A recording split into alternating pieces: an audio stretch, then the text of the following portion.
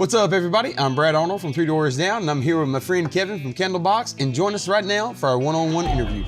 Good Southerns. Tell you like you don't have to be. I remember the first time I heard Kryptonite, I was in Los Angeles. Did you ever hear yourself in Los Angeles on K-Rock? I don't think I really ever did. It was pretty cool. I mean, I got a lot of phone calls. A lot of people thought it was us. They thought it was a new Candlebox track. And I was like, well, I wish it was. Great song. I mean, you started writing that in high school? I did, man. I wrote it on high school algebra, and I used to be our drummer. I only became the singer because we didn't have a singer. You know, that beat just came from just sitting on the desk. It's great. And I probably wrote that song in the length of time that it took me to write it down. It really was just one of those that kind of fell out of the sky. Once we got the structure of the song, that day at practice, it never changed from there.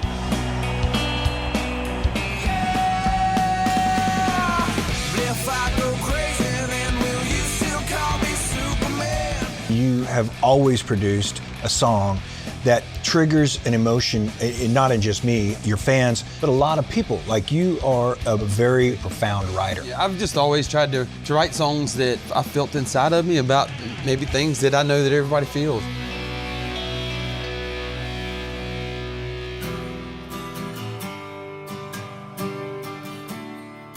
You guys are a salt of the earth kind of band. You write those songs for people, and I think Candlebox has done the same. You know, we've had those songs where it just connects and resonates for me 30 years now, which is, you know, if you'd have told me when I was 18, 17 years old that this was gonna be what I'd be doing when I was in my 50s, I'd have told you you're crazy.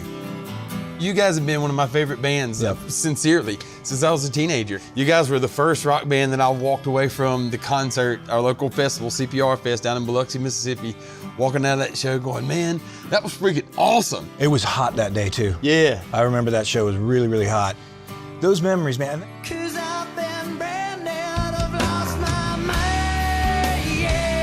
For me, I'll never forget my first performance outside of Seattle. You know, we hit the road and the first record came out and we were playing at this little tiny club in Portland. We didn't expect anybody to know the songs. They sang every word and the record wasn't even out. It was that moment I was like, this is definitely what I'm gonna wanna do for the rest of my life.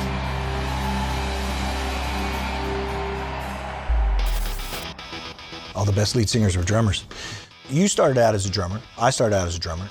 Tell me about how you use it in your craft.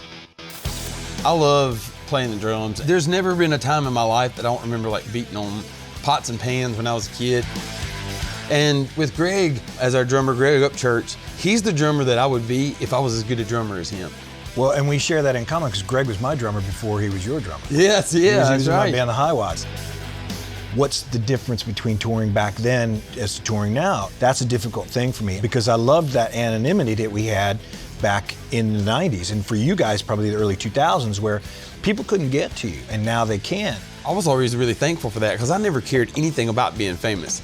I like that we could be successful and I could still go to the grocery store. Like, And hear your song in the grocery store. Yeah, exactly, you know. But at the same time, I love that you can get those messages from fans that tell you how much that song saved them. Yeah. Looking back when things were really hard, you're like, well, you know what? Somebody was getting some good out of it, and it really makes a lot worth it.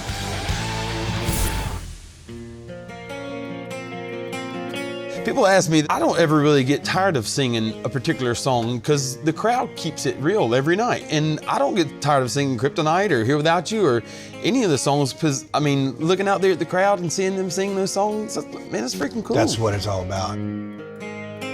One of my favorite things to do when I get off stage is I sit down in the dressing room, I just kind of take in the night, how the show went, I think about things that went beautifully right. And the fans, you know, I'm sure they know, or maybe they don't know how special they are to us. They give us just as much as we give, it's great. They really, really do, man. There's always 2 or 3 fans you remember from every show that was just jamming with you. And you wish that you could go find them after the show and be like, man, I had a good time with you tonight. I'm here without you, baby, but you're still on my lonely mind. Those people you connect with at those shows, there's no way that they realize how valuable they are to you. Yeah. And sometimes there's like a couple of people that get you through a show. Sometimes everybody's jamming and it's awesome and it's fun, and sometimes it's not, and that person is like, I just want to find them and be like, man, thank you so much. You got me through the set, bro. Exactly. Thank you. It's only you and me. We've always kind of chit-chatted about getting together and doing something, and it just seemed like this was the perfect time. Your 20th anniversary, our 30th anniversary. I'm looking forward to just being out. I mean, I enjoyed watching y'all when we played together last year. I stood there and watched almost the whole show, and I'm looking forward to it this year. Man. And you know what? I honestly don't really go out and watch that many bands when we're on tour, and I stood there and watched y'all's whole set, and I'm looking forward to it this summer also. The feeling's mutual, man. Our guys feel the same way about y'all. It's a real show. I think that's what people love about your band. Probably what they love about Candlebox, why we're still here, is that we love what we do. And when you're that kind of musician, you play that kind of show, people respond to it in a way that it doesn't happen for everybody. That's right. I don't think there's any better compliment that you can get from a fan other than them saying, man, I like y'all live better than on your CDs. And I think we both have that, and that makes for a great show. It does. This summer tour is going to be monstrous, man. It's going to be awesome. It's going to be a great tour. I'm really, really looking forward to it. How does it feel? Thank God we can still do this. Yeah. That's how it feels.